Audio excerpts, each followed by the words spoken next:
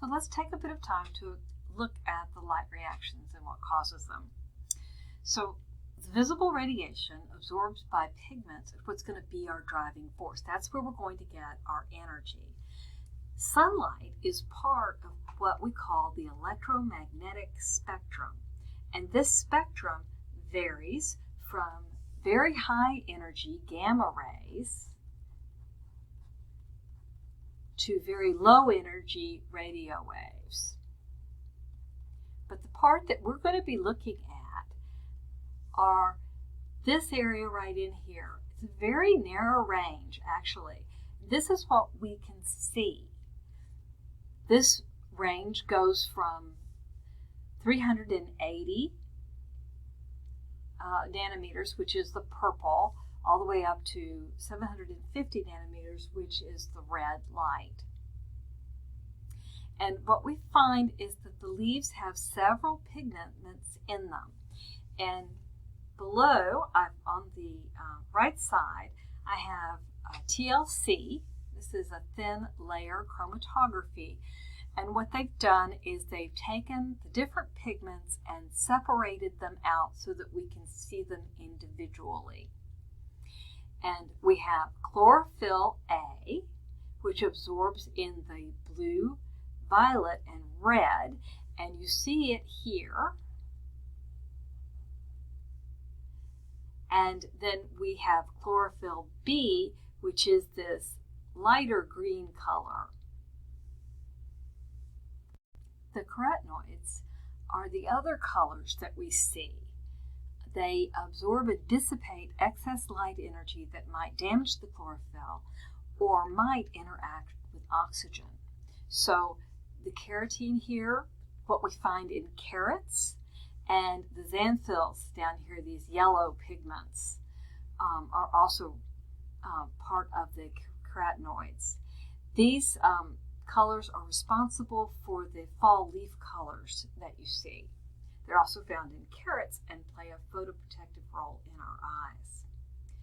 So let's look at how chlorophyll A traps this energy. And hopefully this is going to look somewhat familiar.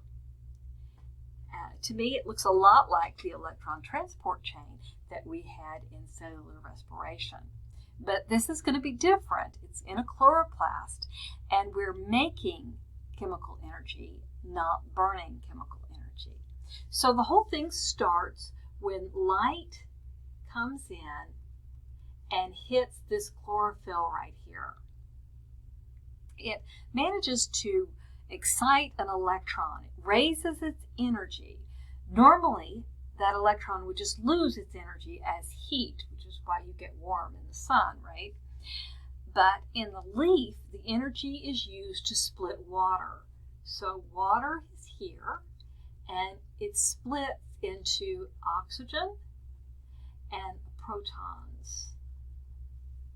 I did not balance that equation, but this first system is called, this purple protein here is photosystem 2.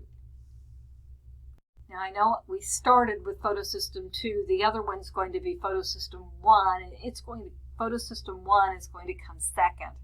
And that's because this is the order of their discovery. Photosystem 2 was discovered after photosystem 1.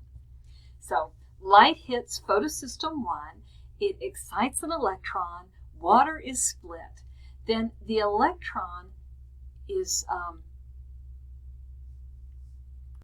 so now we have the electrons from water, and you can see them right here. They get transferred, and they're getting passed around just like they did on the electron transport chain. And as they're transported around, hydrogen ions are pumped into this intermembranous space. So it gets pumped to this compound, and then it gets pumped to photosystem 1. And as it leaves photosystem 1, these electrons are trapped in NADPH.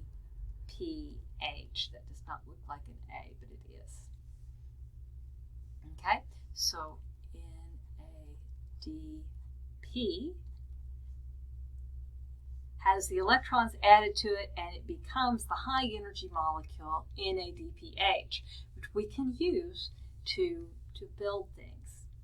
Also, we have made a hydrogen proton gradient, and as these hydrogen ions leave, they're going to turn this APT, we're going to make ATP.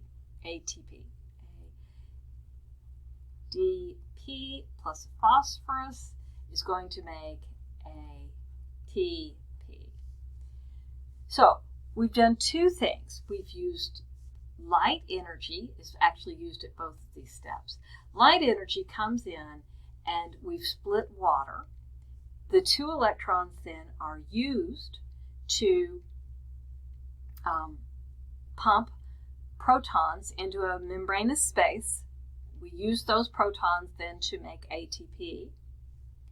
A second thing of light comes in, and those same electrons are boosted up again and now end up in NADPH.